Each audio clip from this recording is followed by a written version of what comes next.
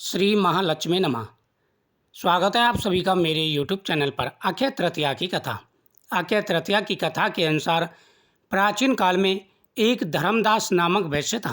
धर्मदास अपने परिवार के साथ एक छोटे से गांव में रहता था। वह बहुत ही गरीब था, हमेशा अपने परिवार के भरण पोषण के लिए चिंतित रहता था। उसके परिवार में कोई सदस्य थे। धर्मदास बहुत धार्मिक प्रवृत्ति का व्यक्ति था। उसका सदाचार तथा देव एवं ब्राह्मणों के प्रति उसकी श्रद्धा अत्यंत ही प्रसिद्ध थी। अक्षय तृतीया के व्रत के महत्व को सुनने के पश्चात उसने अक्षय तृतीया पर्व के आने पर सुबह जल्दी उठकर गंगा स्नान किया। फिर विधि विधान से देवी देवताओं की पूजा की। उस दिन उसने अपने सामर्थ्य के अनुसार जल से भरे घड़े, पंखे, जौ, सत्तू, चावल, नमक, गेहूँ, गुड़, घी, दही, सोना तथा वस्त्र आदि वस्तुएं भगवान के चरणों में अर्पण कर ब्राह्मणों को अर्पित की। यह सब दान देखकर धर्मदास के परिवार वाले तथा उसकी पत्नी ने उसे रोकने की कोशिश की।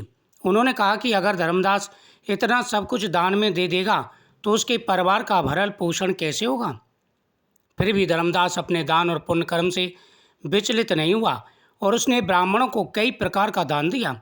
उसके जीवन में जब भी अक्षय तृतीया का पर्व आया, प्रत्येक बार धर्मदास ने विधि विधान से इस दिन पूजा एवं दान आदि कर्म किए। अनेक रोगों से ग्रस्त तथा वृद्ध होने के उपरांत भी उसने उपवास करके धर्म, कर्म और दान पुण्य किया। यही वैश्य दूसरे जन्म में कुशावती का राजा हुआ। कहते हैं कि अक्षय तृतीया के दिन जब वह यज्ञ अनुष्ठान करता था तो स्वयं त्रिदेव ब्रह्मा, विष्णु, महेश ब्राह्मण का रूप धारण करके उसके यज्ञ में शामिल होते थे। मान्यता है कि अक्षय तृतीया के दिन किए गए दान, पुण्य व पूजन के कारण वह अपने अगले जन्म में बहुत धनी एवं प्रतापी राजा बना। वह इतना धनी और प्रतापी राजा था कि त्रिदेव तथा उसके दरबार में अक्षय तृतीया के दिन ब्राह्मण का वेश धारण करके आते थे। अपनी श्रद्धा और भक्ति का उसे कभी घमंड नहीं हुआ। वह प्रतापी राजा महान एवं वैभवशाली होने के बावजूद भी धर्म मार्ग से कभी विचलित नहीं हुआ। माना जाता है कि यही राजा अगले जन्म में भारत के प्रसिद्ध सम्राट चंद्रगुप्त के रूप में पैदा हुए। जैसे भगवान ने धर्मदास पर अपनी कृपा की, वैसे ही जो भी व्यक्ति इस अक्षय तृतीया की कथा का महत्व सुनते हैं और विधि विधान से पूजा एवं दान आदि करते हैं, उन्हें अक्षय पुण्य की प्राप्ति होती है।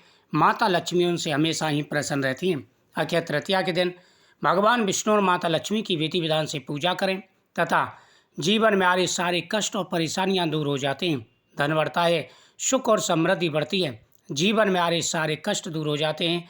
नियमित रूप से भगवान की पूजा करें और अक्षय तृतीया के दिन अपने सामर्थ्य के अनुसार दान पुण्य करें। ज़्यादा से ज़्यादा दीपदान करें।